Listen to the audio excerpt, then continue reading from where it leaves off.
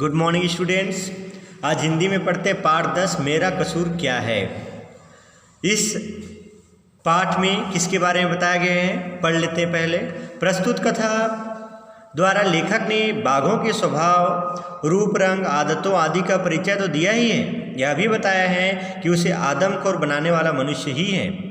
पशु जगत में मनुष्य का अप्राकृतिक हस्तक्षेप स्वयं उसे ही भारी पड़ जाता है, लेकिन अपनी इस गलती को छिपाने के लिए वह पशुओं को दोष देता है और निरीह प्राणियों को मारकर आत्मतोष प्राप्त करता है, संतुष्टि प्राप्त करना चाहता है। इस कथा के अंत में लेखक ने यह प्रश्न पूछा है, पाठ पढ़कर प्रश्न का उत्तर स्वयं दीजिएगा। तो चलिए बच्चों देखते हैं मेरा कसूर क्या है। इस पाठ में जो है किसकी व्यथा के बारे में बताया गया है। ऑर्डर मनुष्यों की इस अदालत में आज आपके सामने यह बंदी बाघ खड़ा है।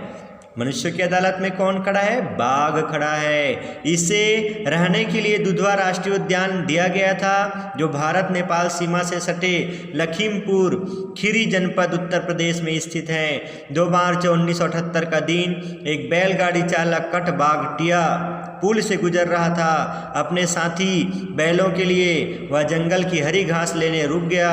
जो पशु उसकी सेवा में दिन रात लगे थे, उनकी सेवा के लिए क्या यह कुछ अधिक था? फिर क्या था?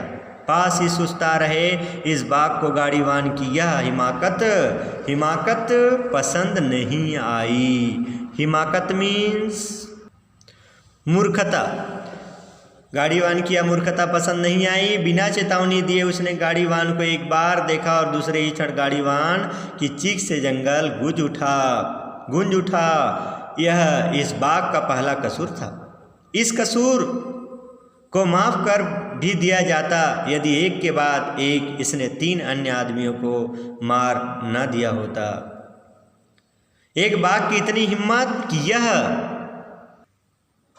मनुष्य की शान के खिलाफ काम करे। इसे या तो उम्र कैद की सजा दी जाए या आदमखोर घोषित करके मरवा दिया जाए। आदमखोर किसको बोलते हैं बच्चों? आदमियों को खाने वाला हिंसक। ठहरी, मुझे भी बोलने का, अपनी बात रखने का मौका दिया जाए। मैं यह मानता हूँ कि मुझे अपना राष्ट्रीय पशु घोषित करके आपने मुझ पर बहुत उपकार किया है।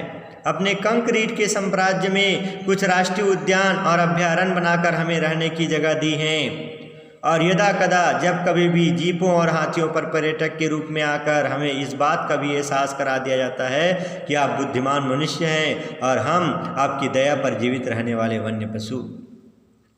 हमारी तनी हुई मांसपेशियों, कसे हुए पुट्ठों और स्प्रिंग की तरह लचीली कमर पर उभरा हुआ सुडौल सीना देखकर हाथी भी अपनी चाल तेज कर देता है, मगर आदमी जानता है कि उसे हमसे डरने की कोई आवश्यकता नहीं है।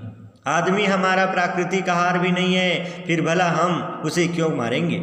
सच तो यह है कि हम स्वयं ही आदमी से डरते हैं। आदमी क्यों देख रास्ते से हट जाते हैं। इसका कथन है, बाघ का कथन है। यह बात आप वन संरक्षण के कार्य में लगे हुए इस राष्ट्रीय उद्यान के कर्मचारियों से भी पूछ सकते हैं। हमें देखकर ये भागते नहीं, हमारे आराम में खलल डालने की बात सोचते नहीं हैं। खलल मीन्स बाधा डालने की बात नहीं सोचते, बस हमें देखकर सीधा तनकर खड़े हो जाते हैं। हमारी आंखों में आंखें डालकर तब तक घूरते रहते हैं जब तक हम इनका रास्ता छोड़कर चले न जाए। उस अपरिचित चेहरे, 1.25 मीटर ऊंचे, लंबी फांकदार उंगलियों और संवरी हुई जुल्फों वाले जीव में मेरी कोई रुचि भी नहीं थी। अपनी जो है विशेष जो है क्या बताए जा रहे हैं यहाँ पर, एक जो है उनकी रुचि, अपनी रुचि को बता रहे हैं कि जीव में मेरी कोई रुचि भी नहीं थी, मगर बात जब उसे हमसे छेड़छाड़ की तो हमें कदम उठाना ही पड़ता है। आखिर हम जंगल के बादशाह हैं। कौन बोल रहा है? बाघ। कुछ सावधानी तो आपको बरतनी ही होगी। आप हम में यह आशा तो नहीं कर सकते कि हम गिद्धड़ों की तरह दुम दबाकर भाग जाएं। 2 मार्च 1978 को भी यही हुआ था। वह आदमी मेरे शयन कक्ष में अचानक आ पहुंचा। उसको इस गलती की सजा देने के बाद मैं अंदर घने जंगल में चला गया। जी हाँ मिलॉर्ड, यह बाघ बिल्कुल सही कह रहा है। लेकिन 3 अप्रैल 1978 को इसने फिर एक आदमी की जान ले ली।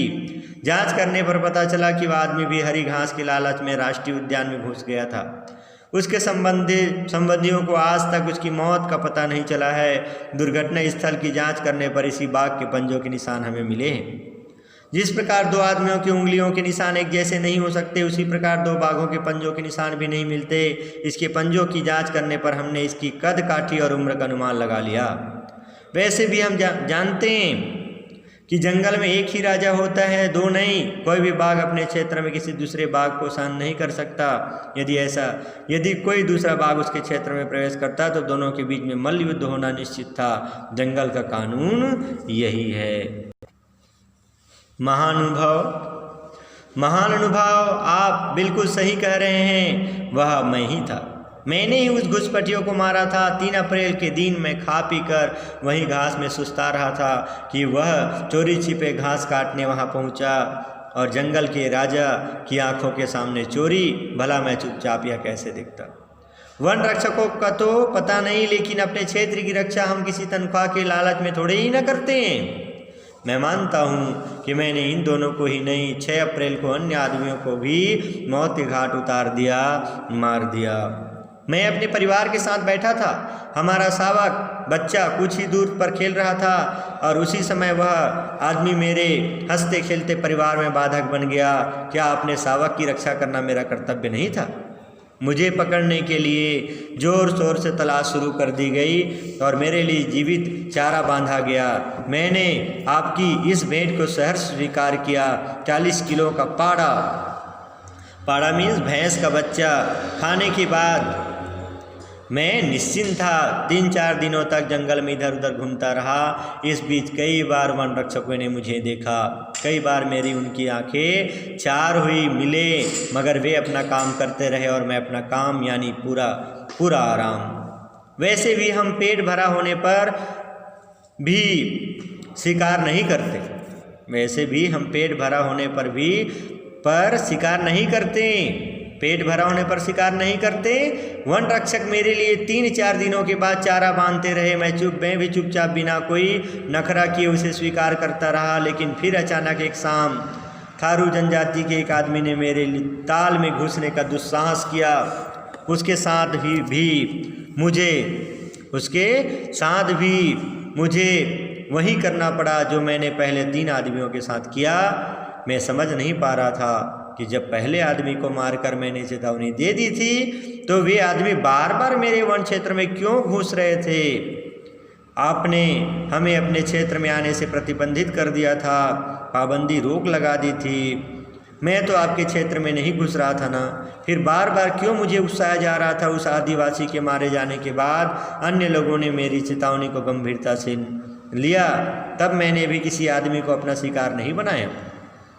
अब आपसे मेरी गुजारिश है, कौन बोल रहा है इसको? बाघ, कि आप मुझे मेरा कसूर बताएं, मेरी गलती बताइए, अपराध बताइए। यदि मैं आपको अब भी आदमखोर लगता हूँ, आदमियों को खाने वाला लगता हूँ, तो मुझे अपराधी घोषित किया जाए, अन्यथा मुझे अपने परिवार के साथ दुधवा राष्ट्रीय उद्यान में स्वच्छंद विचरण करने के लिए छोड़ दिया जाए।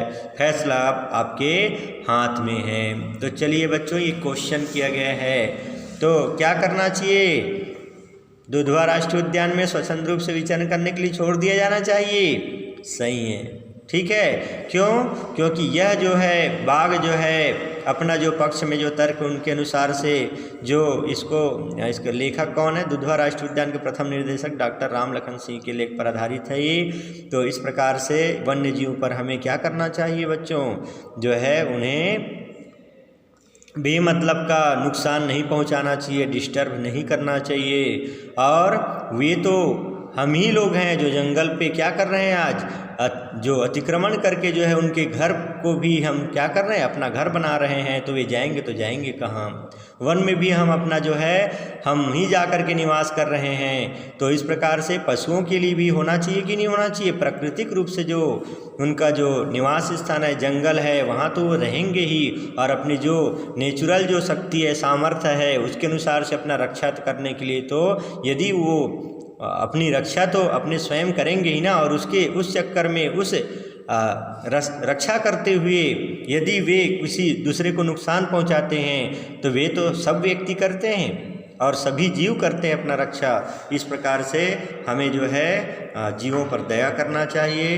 इस प्रकार से हमें इस चैप्टर से यही क्या लेना चाहिए, सीख लेना चाहिए। और आप लोगों को इस चैप्टर से क्या सीख मिला आप लोग ज़रूर बताइएगा। और कुछ भी यदि आप लोगों को समझ में नहीं आया हो इस वीडियो में है ना, तो उसे मीटिंग में ज़रूर कंसल्ट करिएगा और अपने आप से जो है क्वेश्चन क्रिएट करिएगा और चैप्टर को बार बार पढ़िएगा, क्योंकि इससे रिलेटेड मैं क्वेश्चन आप लोगों को मीटिंग में पूछूंगा। ओके बच्चों।